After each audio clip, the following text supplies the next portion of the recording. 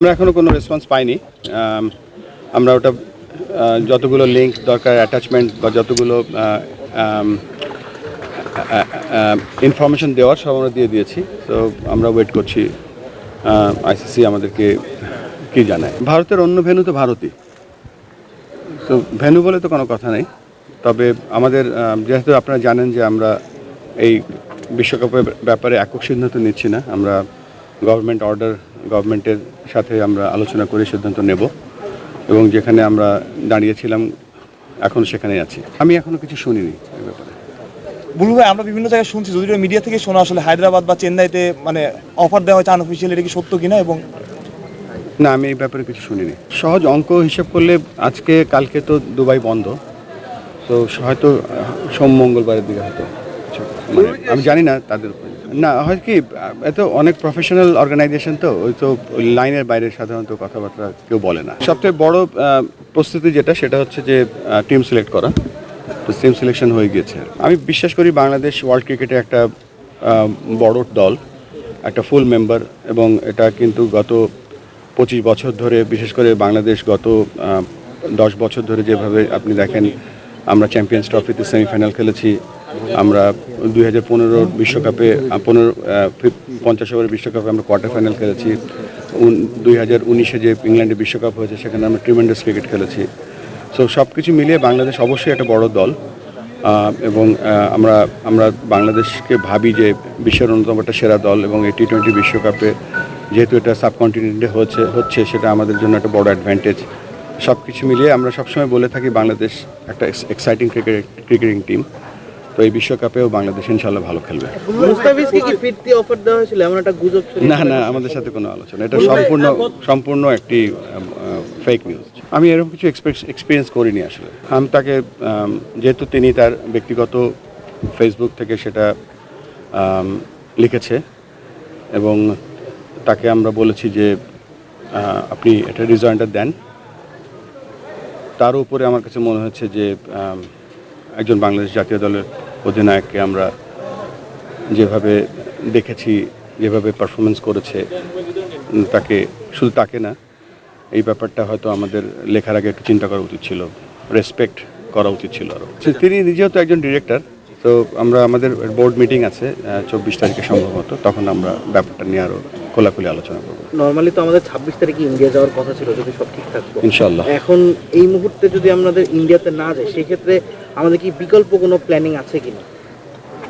এ ব্যাপারে কিছু মন্তব্য করতে পারছি না। 1 বছর হয়নি, 6.5 মাস চলছে। আর আমি মনে হয় অল্প সময়ের মধ্যে 2 টার্ম করছি। তো চ্যালেঞ্জিং অ্যাকচুয়ালি এই কাজটা আমি আসার আগে যেরকম ভেবেছিলাম সেরকম না, এটা কমপ্লিটলি ডিফারেন্ট কাজ। আমি তো উন্নয়নের কাজ করতাম, ক্রিকেটের সাথে কাজ করতাম, বাট এই কাজটা ইজ কমপ্লিটলি ডিফারেন্ট ওয়ার্ক। তো শিখছি প্রত্যেক কয়েক ঘন্টা ভালো থাকি, তো কয়েক ঘন্টা খারাপ থাকি, একটা দিন ভালো থাকলে আরেকটা দিন খারাপ যায়। সো এটা একটা সম্পূর্ণ একটা 6 বলের ওভারের মতন একটা দিন যাচ্ছে প্রত্যেক দিন, যে একটা বল ফেল করছি, একটা বল 4 মারছি, একটা বিট হচ্ছি, এখন আউট হইনি আর কি। চাপে বলবো না, ফেস করছি সব কিছু এবং একটু শিখছি আমরা। তবে চাপ বলবো না, এটা 25 জন সোলজার একসাথে কাজ করছি, 25 জন ডিরেক্টর একসাথে কাজ করছি, সাথে আপনারা সকলে আছেন। তো একটা সময় তো চড়াই উতরাই থাকবেই, মাঝে মাঝে উইকেট ভালো পাবো, মাঝে মাঝে উইকেট ভালো পাবো না। তো সবাই মিলেই চেষ্টা করছি ভালো ক্রিকেটের দিকে এগিয়ে যায়, ভালো ক্রিকেট এবং ক্রিকেট পরিবেশ সৃষ্টি করার জন্য। ইয়েস, দিচ্ছে। আমরা তো দেশের মানুষের জন্যই খেলি ক্রিকেট, এবং আমি আবারও বলছি এবং আগেও বলেছি, দেশ সবার আগে, তারপরে অন্য কিছু। প্লেয়াররা তো আমাদের কন্ট্রাক্টেড প্লেয়ার, এবং প্লেয়াররা তো ধরেন দেশের জন্যই খেলে সকলে। Thank you. আজকে স্কুল ক্রিকেট সম্বন্ধে আপনাদের কিছু জানার নাই, বা আজকে পাইলট কিন্তু খুব ভালো একটা প্রোগ্রাম করেছে রাজশাহীতে, এবং পাইলটের যে ইনোভেশন আমাদের ব্রিলিয়ান্ট। সো আমাদের যে রিজিওনাল সেন্টারগুলো শুরু করছি, তার প্রথম উদ্যোগ সিলেটের, আপনারা জানেন মাত্র 4টা জেলা, এখানে 4টা জেলা দিয়ে আমরা এই পাইলট প্রোগ্রামগুলো রান করছি। এবং এখানে যদি আমরা এই 4টা জেলার মধ্যে যদি আমরা ভুল করি, সেখান থেকে শিখতে পারবো।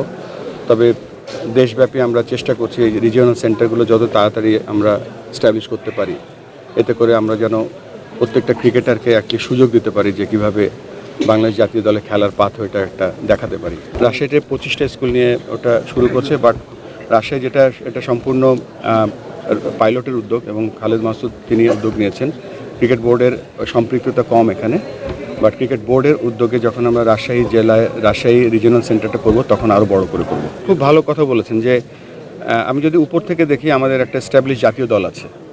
জাতীয় দল কিন্তু 3টা ফর্ম্যাট খেলে, টেস্ট, T20, 50-50। তো টাইগার্স যেটা ক্রিকেট, আমাদের টাইগার্স টিমটা হচ্ছে যারা নাকি প্রিপারেশন নেয় বিভিন্ন ফর্ম্যাটে খেলার জন্য। যেমন ধরেন টেস্ট ম্যাচ চলছে কিন্তু সিরিজে আমাদের T20 এবং 50-50 ক্রিকেট আছে, সেই টাইগার্সটা হচ্ছে সেইটাকে সাপোর্ট দেয়। আমাদের একটা টিম আছে যারা জাতীয় দলে ঠিক নিচের টিম।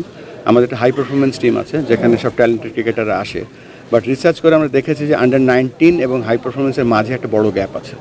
সেখানে আমরা আন্ডার-23 একটা প্রোগ্রাম চালু করতে যাচ্ছি, যেটার নাম হয়তো বাংলাদেশ একাডেমির আদলে থাকবে, যেখানে তারা কীভাবে মিডিয়া হ্যান্ডেল করতে হয়, কীভাবে ইন্টারভিউ করতে হয়, কীভাবে টাইম আনতে হয়, কীভাবে একটা ক্রিকেটার হওয়া যায় সেই লক্ষ্যে, এবং তাদের স্কিলটাকে আমরা কীভাবে আরও প্রস্ফুটিত করতে পারি সেই লক্ষ্যে আমরা এই নতুন টিমটা খুব তাড়াতাড়ি চালু করতে যাব এবং আমাদের সম্মানিত ডিরেক্টর আব্দুর রাজ্জাক সেটা লিড করছে।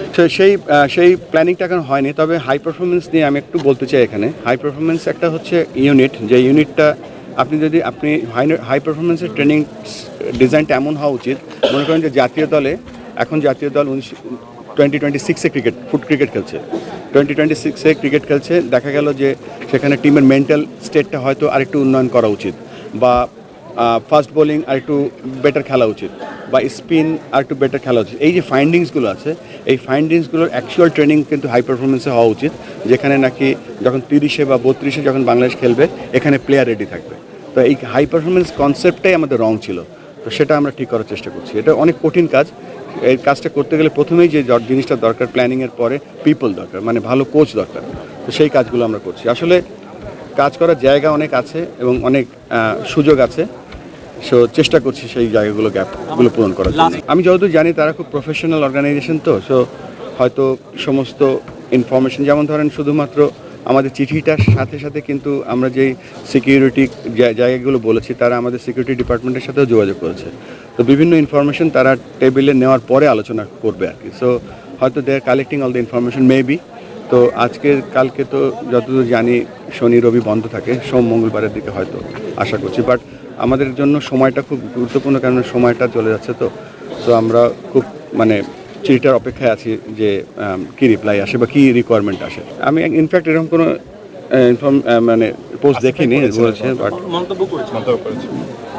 বিশ্বকাপ তো একটা সুযোগ, চেষ্টা করবো ইনশাল্লাহ খেলতে, যেন আমরা সব কিছু ঠিক হয়ে যাবে ইনশাল্লাহ।